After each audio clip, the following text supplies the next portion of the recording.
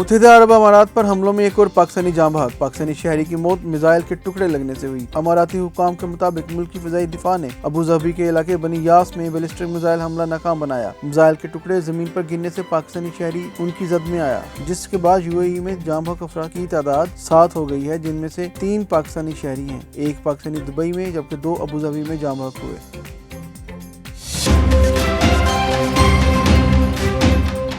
آبنائے ہرمز کی بندش، امریکی صدر نے پھر اتحادیوں کا دروازہ کھٹکھٹا دیا۔ وائٹ ہاؤس میں پریس کانفرنس کرتے ہوئے ٹرمپ نے کہا، آبنائے ہرمز سے امریکہ کا صرف 1% تیل جاتا ہے۔ چین، جاپان سمیت جن ملکوں کا زیادہ تیل وہاں سے گزرتا ہے ان سے کہتے ہیں آگے آئیں۔ ایران کے جزیرے خارق پر موجود تمام فوجی اہداف کو مکمل تباہ کر دیا۔ ٹرمپ کی ایک بار پھر خارق کو نشانہ بنانے کی دھمکی۔ مزید کہا کہ طاقتور امریکی فوج نے ایرانی رجیم کا خاتمہ کیا۔ ایران کے میزائل حملے کرنے کی 90 اور ڈرون حملے کرنے کی 85% صلاحیت ختم کر دی۔ ٹرمپ کا 100 سے زائد ایرانی بحری جہازوں کو غرق کرنے کا دعویٰ۔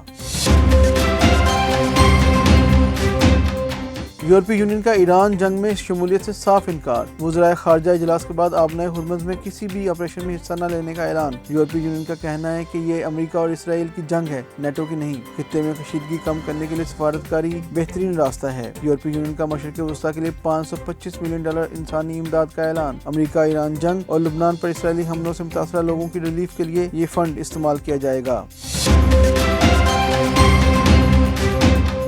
جس ملک سے خارق پر حملہ ہوگا اس کی آئل تنصیبات کو نشانہ بنائیں گے، ایران نے خبردار کر دیا۔ ایرانی فوج کے ترجمان بریگیڈیئر جنرل ابوالفضل شکارچی نے کہا، ایرانی فوج جب وارننگ دیتی ہے تو اس پر عمل بھی کرتی ہے۔ امریکہ کو ایران پر حملے کے لیے اپنی سرزمین کے استعمال کی اجازت دینے والے پڑوسی ممالک کے توانائی کے مراکز تباہ ہو سکتے ہیں۔ امریکی صدر نے ایران کے خارق جزیرے پر تیل کے ذخائر پر حملے کا اشارہ دیا تھا۔ اس جزیرے کے ذریعے ایران کی 90% خام تیل کی برآمدات ہوتی ہیں۔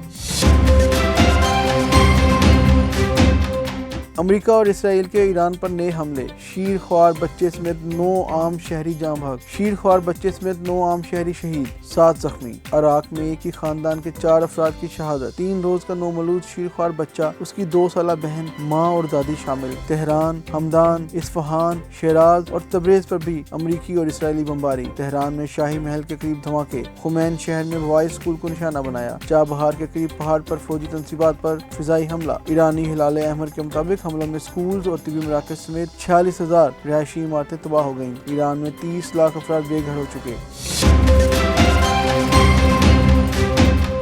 ایران کے اسرائیل پر ہائپر سونک فتح، عماد اور قدر میزائلوں سے تابڑ توڑ حملے۔ آپریشن وعدِ صادق چہارم کی 57ویں لہر میں تل ابیب دھماکوں سے گونج اٹھا۔ پاسداران انقلاب کے مطابق تل ابیب اور بن گوریان میں فوجی اہداف کو نشانہ بنایا۔ بغداد میں امریکی سفارت خانے پر ڈرون اور راکٹ حملوں کی بارش۔ بغداد گرین زون میں یورپی سفارتکاروں کے زیر استعمال ہوٹل کو ڈرون سے نشانہ بنایا گیا۔ قطر کے العدید ایئر بیس پر میزائل حملہ۔ ابوظہبی شاہ گیس فیلڈ کو بھی ڈرون سے نشانہ بنایا گیا۔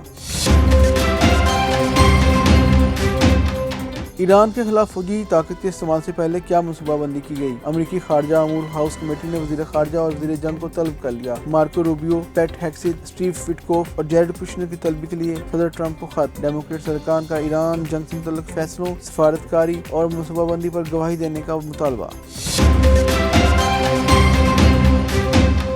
اسرائیلی فوج نے لبنان میں زمینی کارروائیاں شروع کر دی۔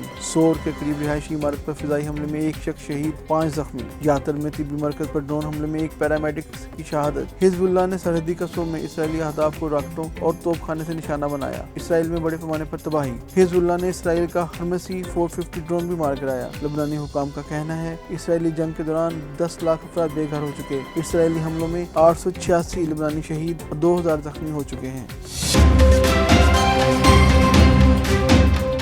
آپریشن غضب للحق جاری۔ سیکیورٹی ذرائع کے مطابق 16 اور 17 مارچ کی درمیانی شب کابل اور ننگرہار میں افغان طالبان فوجی تنصیبات کو کامیابی سے نشانہ بنایا گیا۔ پاک افواج نے کابل میں 2 مقامات پر ٹیکنیکل سپورٹ انفراسٹرکچر اور ایمونیشن اسٹوریج کو تباہ کیا۔ وزیر اطلاعات عطا اللہ تلٹ کا کہنا ہے کابل میں 2 مقامات پر تکنیکی مدد کے بنیادی ڈھانچے اور گولہ بارود کے ذخیرے کو مؤثر طریقے سے نشانہ بنایا۔ ننگرہار میں مسلح افواج نے افغان طالبان کے لاجسٹکس، گولہ بارود اور تکنیکی ڈھانچے کو تباہ کر دیا۔ اور پاکستان سپر لیگ سیزن 11 کے ٹکٹوں کی آن لائن فروخت کا آغاز۔ ایک شناختی کارڈ پر 8 ٹکٹ خریدنے کی اجازت۔ لاہور اور کراچی میں جنرل ٹکٹ کی قیمت ₹250 مقرر۔ فیصل آباد میں جنرل ٹکٹ 300، ملتان اور راولپنڈی میں 400 میں دستیاب۔ فزیکل ٹکٹوں کی فروخت 24 مارچ سے شروع ہوگی۔